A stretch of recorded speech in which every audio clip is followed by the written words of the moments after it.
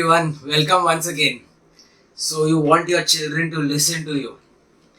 Very difficult task nowadays. Every parent almost has only this request telling teachers or anyone that please do something in which my child will listen to me or obey me.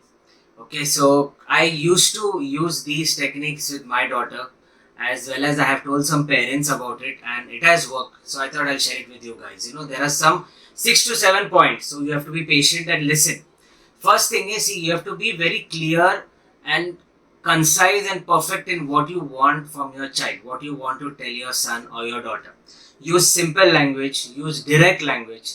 Guma fera ke don't tell them that I want this to be done, I want that to be done. Suppose you want the clothes to be folded after your son or daughter has come back from school or whatever, you want it to be hanged or want it to be dried. So be clear and tell them that, see, after you come back from school, this should be done.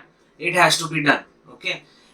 Very important is to have patience. Ek baar mein your child will not listen. You have to tell them for some time. You have to tell them for a couple of days continuously.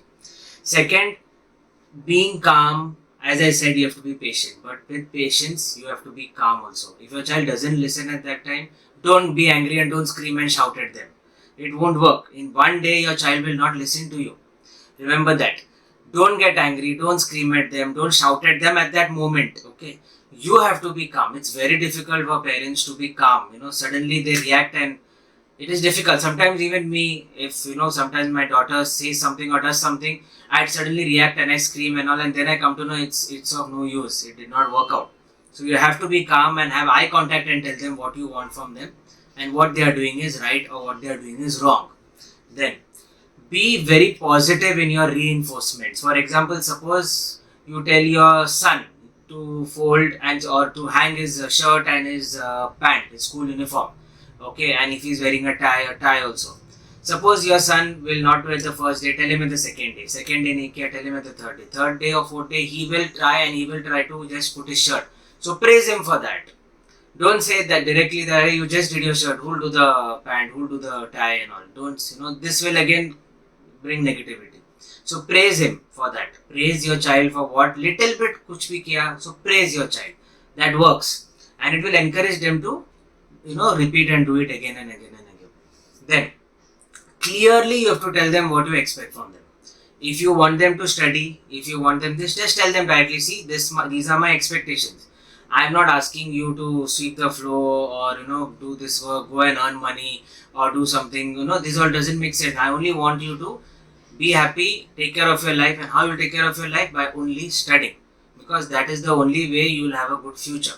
So, clearly you have to tell your child this. If you want them to do this, forget the studying. Suppose you want them, suppose they are playing something, they have to come on time. To tell them, see, I expect you to come by 9:30 sharp. This is what I expect and you have to do it. I am telling you nicely, you have to listen, please listen. So request them, talk this type of language. Then, suppose your child tries to tell you something, you have to be a good listener. Suno unka, suppose they are telling you and reasoning out and saying, Mommy, I can't come at 9:30, I can come 9:45 because this game after our match we are even going to do this, we are going to have some discussions about tomorrow's match and also listen to them, try to reason out, don't say that 9:30 no, 9:45 no, you have to come 9:30 finish. So again this will create a negative impact. You have to learn to listen. Just don't say no means no, you have to listen to me, finish, it's over, you have to listen. No, you have to listen to them also. Listen as in not obey them, just listen out and see what they are trying to tell you. Very important. Then lead by example. Very difficult for parents to do. Leading by example. Suppose you tell your son or your daughter, go on time for your classes or your tuitions or to school or get up early and all. And suppose he or she sees you that your time for office is 2 o'clock and your wife or your husband tells you what is the time, afternoon 2 o'clock you have to report back to office or your office time is 9 or 10 or whatever. And then you are laid back and you don't go. You tell your wife or your husband that it's okay, today I can go late, I can go up 1 hour late and this and that. And then your child is watching all this. The child will not tell you that you are behaving like this and you are telling me to go on time. Your child will directly not listen. Simple as that. So you have to lead by example. Sometimes we tell our children don't abuse, don't speak this slang language, and don't speak in this way or this tone. And we are the first ones who talk to our husband and wife in a disrespectful tone. We scream at them, we talk to them rudely, and we tell our children, you don't talk to them. Doesn't make sense. So parents, you have to understand this, okay? Then use, very important is, and this is the last, that naturally try to improve them. Suppose they are going on they are not walking properly, and then don't try to tell them that you're not walking properly, something will happen and you'll fall and you'll get hurt and everything this. So just watch them first. Once something happens, see, it's very difficult. Unless it's super dangerous, they are crossing the road, there's a vehicle coming, obviously you have to tell them, don't cross the road, wait, take care. But there is something petty, that they are walking and they might put their leg in the pit, or when they are touching something, they might get hurt, something minor. If it is happening, let them understand on their own that if I do this, this is happening, so I have not to repeat it. Because children tend to do things opposite of what we parents tell them. Suppose we tell them, don't go in this way, so our children are very curious. They'll try to think, why not to go in this way? Let me go and check. And their friends will immediately tell them.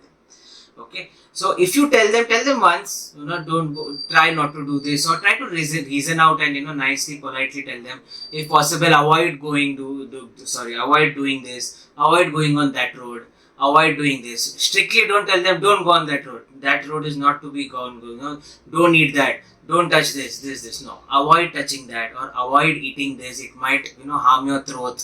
The season is bad. The weather is not good. So, ऐसा reason out करके have an understanding with them. Then they will try to respect you. So I hope. One more thing. Give them a responsibility. It is very important. Make them responsible enough and give them a responsibility. Like suppose you are entrusting something to them to get something from the market and all. Trust them that they'll bring and come. That trust which you will have on them, they will feel responsible, and then slowly maturity will come on them earlier in life. If you keep on telling them, no, you can't do this, you don't do this, you don't take decisions in the house and all, like petty decisions like what chair to bring, what sofa set to bring, or what type of a clock we should bring, whatever. If you don't take our children's views on it and we take our decisions, and then this, demotivates them and makes them feel that they are of no use. Okay, so these are things when they are, when they get a sense of being responsible and being answerable and get this improves their maturity level, and they will try to understand you better, that what you expect from them. See, these all things have worked for many parents and has worked for me, because as a father I have seen those changes in my daughter. We are not perfect parents, but we keep trying to do all the combinations and permutations so that positively our daughter grows well. Even my students' parents also, they also tell me sometimes, these all techniques have worked, you told me to do this, sir, so this worked. So I hope it works with all of you guys also. And if you have any more things to share with me or ask any questions or anything, I'm not some parenting guide, but things which work with since I'm teaching, and I don't just concentrate on teaching the kids. I even see that I teach the parents also, because sometimes we feel only is the fault of the child and the children are at fault, but the parents also have to change their behavior in certain ways. So I even concentrate on that. So these things have worked with certain parents of mine, so I shared it with you all. Hope it works with you also. Do comment and share with me what worked and what did not work. We'll have a good conversation. Thanks for watching, guys. Bye. Take care.